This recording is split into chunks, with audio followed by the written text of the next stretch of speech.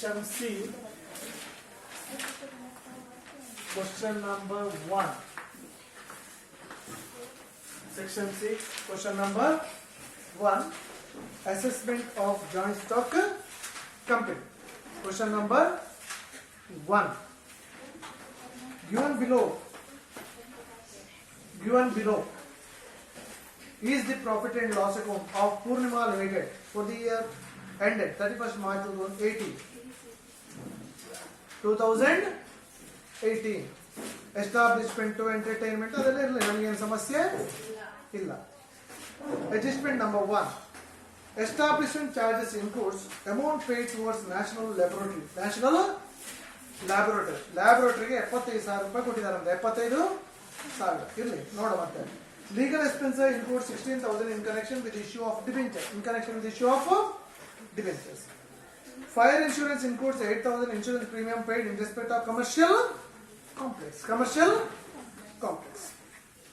General expenses includes 1,60,000 paid approved charitable institution. Interest include 20,000 interest on loan borrowed to pay the GST liabilities. Depreciation allowable as per IT rule 1,60,000. Calculate the tax liability of the company. Now, statement showing income from business. Statement showing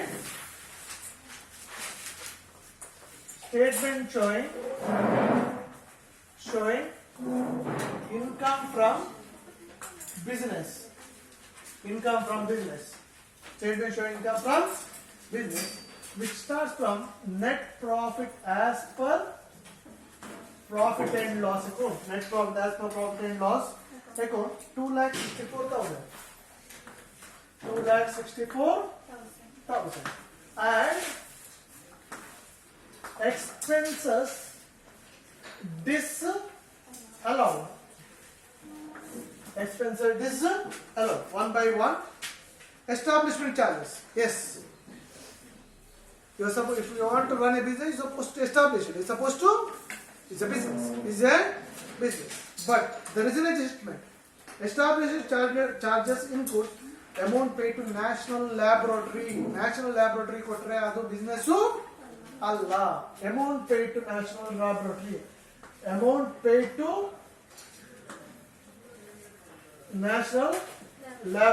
ಎಷ್ಟು 75,000. Establishment business, but national laboratory ಕೊಟ್ಟ ತಗೊಳ್ಳಿಕ್ಕೆ ಇಲ್ಲ. Next, entertainment expenses. You're supposed to entertain everybody is a business. Municipal tax paid. ಯಾವುದು ಕಟ್ಟೋದು ಯಾವುದಕ್ಕೆ? House property business ಗೆ ಅಲ್ಲ. ಅದು ಕಟ್ಟಬೇಕು. Municipal tax paid. ಎಷ್ಟು? 36,000. Next, fire insurance premium. ಅವನು ಫೈರ್ ಇನ್ಶೂರೆನ್ಸ್ ಪ್ರೀಮಿಯಂ ಯಾವುದಕ್ಕೆ ಅಂತ ಹೇಳಿದಾನ? Fire insurance premium include 8,000 insurance premium paid with commercial complex ಅಂದ್ರೆ ಬಿಸ್ನೆಸ್ ಅಲ್ಲ. ಅದು ಕಾಂಪ್ಲೆಕ್ಸ್ ಅಂದ್ರೆ building is not a business. Commercial complex ಆದ ಕಾರಣ is not a business. Commercial complex ಎಷ್ಟು? 8,000 is not a business. ಅದು ಹೌಸ್ ಪ್ರಾಪರ್ಟಿ ಆಯ್ತು. ಅದು that will become a house property. ಮತ್ತೆ legal charges 40,000. Legal charges which include 16,000 in connection with issue of debentures. ಒಂದು ನಾವು ನೆನಪಿಟ್ಕೊಳ್ಳಿ, legal expenses is belongs to business. ಯಾಕೆ ಅಂತಂದ್ರೆ try to understand, business run ಮಾಡುವಾಗ court ಕೇಸ್ಗಳು common. It's very common. that is belongs to business. ಎಲ್ಲ business ಮ್ಯಾನ್ಗಳಿಗೂ ಸಹ ಒಬ್ಬ legal consultant ಇರ್ತಾರೆ. ಲೀಗಲ್ ಕನ್ಸಲ್ಟೆಂಟ್ ಇದ್ದೇ ಇರ್ತಾರೆ. ನೀವು ನಾಳೆ ಬಿಸ್ನೆಸ್ ಮಾಡಬೇಕಿದ್ರು ಒಬ್ಬರು ಲಾಯರ್ ನಿಮ್ಮ ಸೈಡ್ ಅಲ್ಲಿ ಇದ್ದೇ ಇರ್ತಾರೆ. ಯಾವಾಗ ಏನು ಎಡವಟ್ಟು ಆಗುತ್ತೆ ಅಂತ ಹೇಳಕ್ ಬರೋದಿಲ್ಲ. ದೊಡ್ಡ ಬಿಸ್ನೆಸ್ ಎಲ್ಲ ಮಾಡುವಾಗ ಲೀಗಲ್ ಸೆಲ್ ಇರುತ್ತೆ. Separate cell. ಏನಾದ್ರೂ ಎಡವಟ್ಟು ಆದ್ರೆ ದಟ್ ಇಸ್ ಬಿಸ್ನೆಸ್. ಬಟ್ ಅವನು ಹೇಳ್ತಾನೆ ಅದರಲ್ಲಿ legal expenses includes connection with issue of debentures. Debenture belongs to company. ಅದನ್ನು ಬಿಸ್ನೆಸ್. ಡಿಬೆಂಚರ್ ಇಶ್ಯೂ ಮಾಡಿದ್ರೆ ಯಾರು? ಸೋಲ್ ಟ್ರೇಡಿಂಗ್ ಕನ್ಸಲ್ಟ್ ಡಿಬೆಂಚರ್ ಇಶ್ಯೂ ಮಾಡೋಕ್ಕಾಗುತ್ತಾ? ಪಾರ್ಟ್ನರ್ಶಿಪ್ಗೆ ಆಗುತ್ತಾ? ಡಿಬೆಂಚರ್ ಇಶ್ಯೂ ಮಾಡೋದು ಕಂಪನಿ ಮಾತ್ರ, ಕಂಪನಿ ಮಾತ್ರ. That is a reason, that is a business. There are need not to take. General expenses 3,60,000 is a business, but adjustment is not. General expenses includes 1,60,000 paid to approved charitable. ಅದು donation ಆಯ್ತು. Donation to approved charitable institutions 1,60,000. Thereafter ಅದಾಯ್ತು. Provision for doubtful debts. Provision for doubtful debts. Any provision for doubtful debts is not a business. ಅದಕ್ಕೆ ಮೊದಲು interest charges ಇದೆ. Interest paid 1,40,000. ಅದಕ್ಕೆ ಒಂದು adjustment ಇದೆ. Interest paid 20,000. Interest on loan borrowed for to pay the GST liability. GST ಬಿಸ್ನೆಸ್ಗೆ ಕಟ್ಟುವಂಥದ್ದು, ಅದಕ್ಕೆ ಸಂಬಂಧಪಟ್ಟ. ಆದ ಕಾರಣ ಅದು ಬಿಸ್ನೆಸ್, ಎಲ್ಲಾನು business. Provision for doubtful debts that means RBD ಎಷ್ಟು 28,000. ಮತ್ತೆ bad debts is a business. Bad debts ಅಂದ್ರೆ business. Provision for depreciation. Provision for depreciation. But provision for depreciation ಇಲ್ಲಿ ಎಷ್ಟು ಹೇಳ್ತಾರೆ ಅವನು 1,80,000 ಇದೆ. ಬಟ್ ಅಡ್ಜಸ್ಟ್ಮೆಂಟ್ ಅಲ್ಲಿ ಹೇಳ್ತಾರೆ which is allowable only to the extent of ಎಷ್ಟು 1,60,000 ಆಸ್ ಪರ್ IT ರೂಲ್. ಆವಾಗ ಡಿಸಲೋಡ್ ಎಷ್ಟು 20,000. Thereafter advertisement is a business. Loss of goods due to fire. Loss of goods due to fire. Loss ಬೆಂಕಿ ಹತ್ತಿ ಉರಿಯೋದೆಲ್ಲ business ಅಲ್ಲಿ very common, very common. That is a business. That is a provision for tax. That is not a business. Provision for tax is not a business. ಎಷ್ಟು 2,80,000. ಮತ್ತೆ GST paid. GST business ಕಟ್ಟುವಂತದ್ದು. ಇವಾಗ GST, ಇವಾಗ sales tax ಹೋಯ್ತು. ಇವಾಗ ಇರುವಂತದ್ದು ಯಾವುದು GST. Reserve fund. Reserve fund is not a business. Reserve fund ಎಷ್ಟು 1 lakh. ಮತ್ತೆ propose dividend. You are supposed to take propose dividend. Proposed dividend ಎಷ್ಟು ಪ್ರಪೋಸ್ ಡಿವಿಡೆಂಡ್ 3,20,000. ಪಾಸ್ ಮಾಡು. 3,20,000. Do the total 7,000. Do the total of this. Which one the total? 12,91,000 less income disallowed. Income disallowed.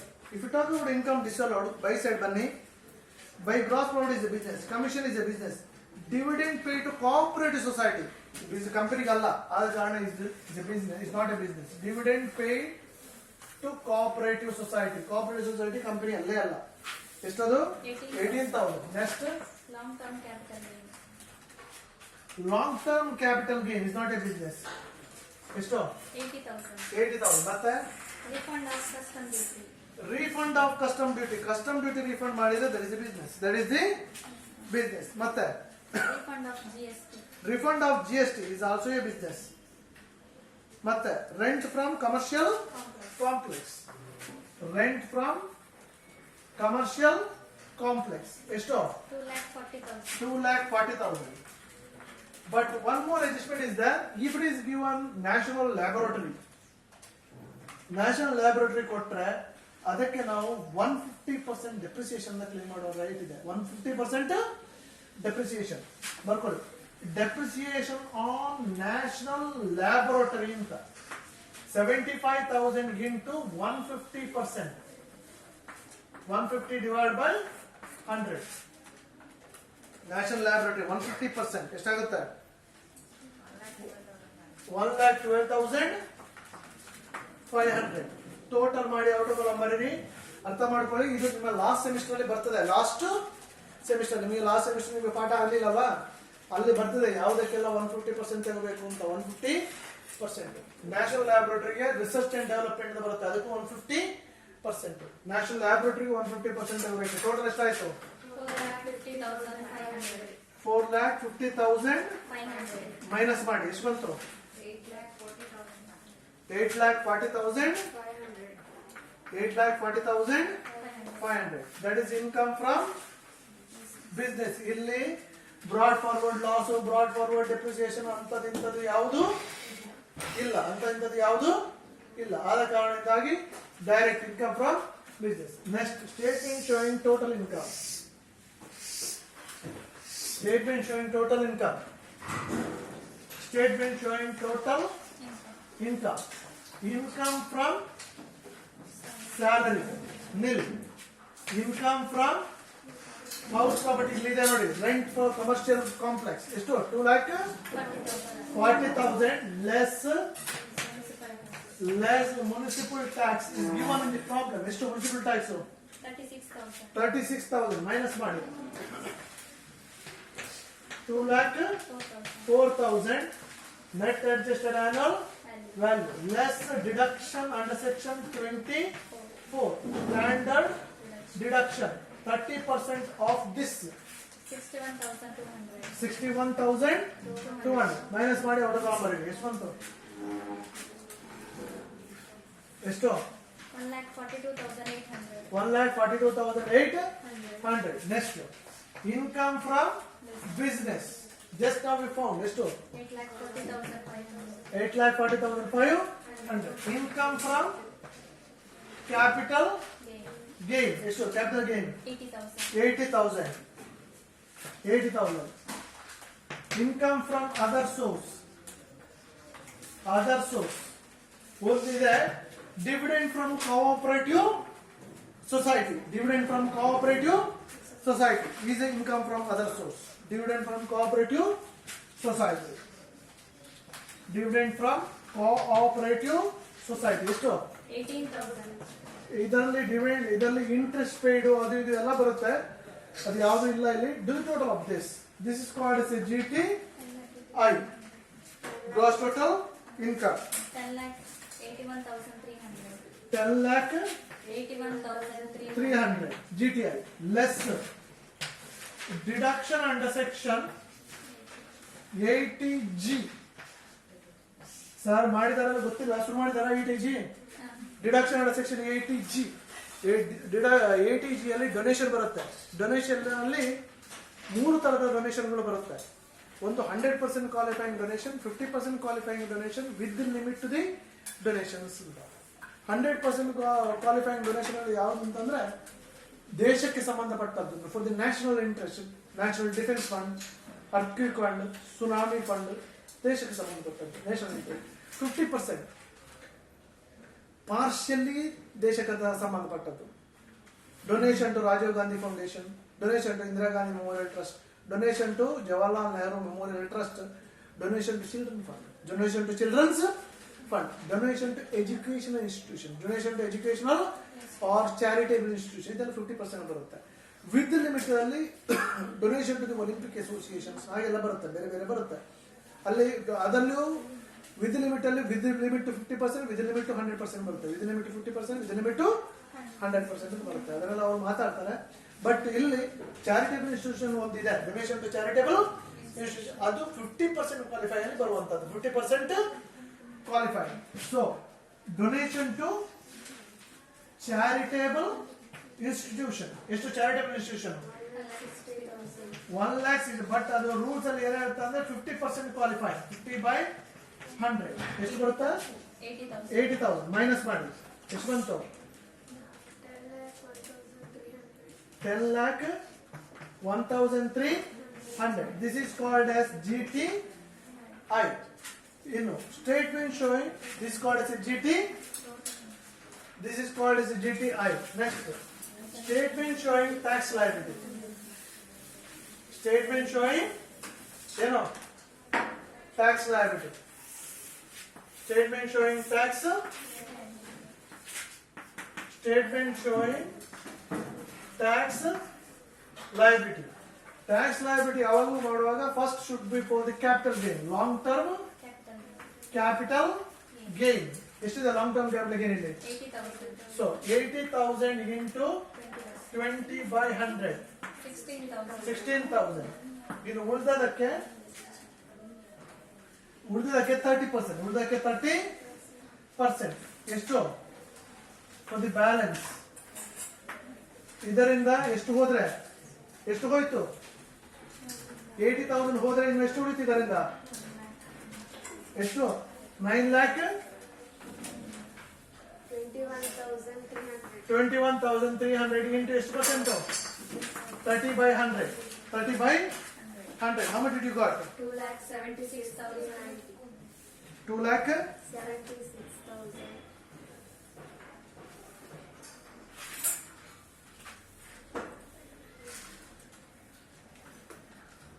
your 20% long term capital gain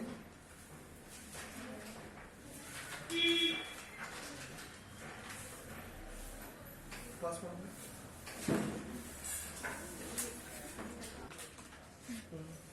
Listen here donation to charitable institutions which comes under 50% with the limit ಆವಾಗ ಏನು ಮಾಡಬೇಕು ಅಂತಂದ್ರೆ 10% of ATA is supposed to do ATA ಅಂದ್ರೆ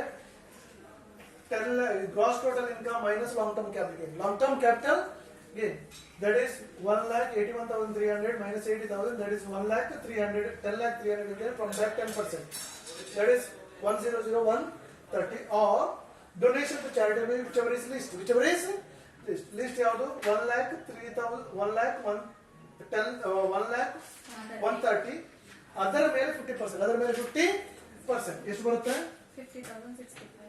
totally 10 lakh 31,235 ನಾವು ಇಲ್ಲಿ balance ಮಾಡುವಾಗ ಅದನ್ನ minus ಮಾಡಬೇಕು ಅದರ ಲಾಂಗ್ ಟರ್ಮ್ ಕ್ಯಾಪಿಟಲ್ ಏನ್ ಮಾಡಿ ಆಯ್ತು ಇದರಿಂದ ಎಷ್ಟು 80,000 ಮೈನಸ್ ಮಾಡಿ ಎಷ್ಟು ಬಂತು 9,51,235 into 30% ಎಷ್ಟು ಬಂತು 30% 2,85,371 do the total of this how much you got ಎಷ್ಟು ಬಂತು 1,371 add cess ಎಷ್ಟು ಪರ್ಸೆಂಟ್ 4% of this ಎಷ್ಟು 12,055 do the total ಮಾಡಿ ಎಷ್ಟು ಬಂತು that is the tax liability here you are not supposed to go for MAT ಗೆ ಹೋಗ್ಲಿಕ್ಕೆ ಇಲ್ಲಿ ಇಲ್ಲ ಯಾಕೆ ಅಂತ ಹೇಳಿದ್ರೆ ಇಲ್ಲಿ ಬಿಸ್ನೆಸ್ ಲಾಸ್ಗಳು ಯಾವುದನ್ನು ಕೊಡಲಿಲ್ಲ ಆದ ಕಾರಣ ಮ್ಯಾಟ್ ಗೆ ಸಂಬಂಧಪಟ್ಟ ಐಟಮ್ಗಳೇ ಇಲ್ಲ ಇಲ್ಲಿ ಉಂಟಾ ಯಾವುದು ಇಲ್ಲ ಆದ ಕಾರಣ we can't possible to go for MAT so this is only a tax liability this is supposed to be taken into consideration directly ಯಾಕೆಂದ್ರೆ ಮ್ಯಾಟ್ ನ ಇನ್ಫಾರ್ಮೇಶನ್ ಅವನು ಕೂಡ ಇಲ್ಲ that's all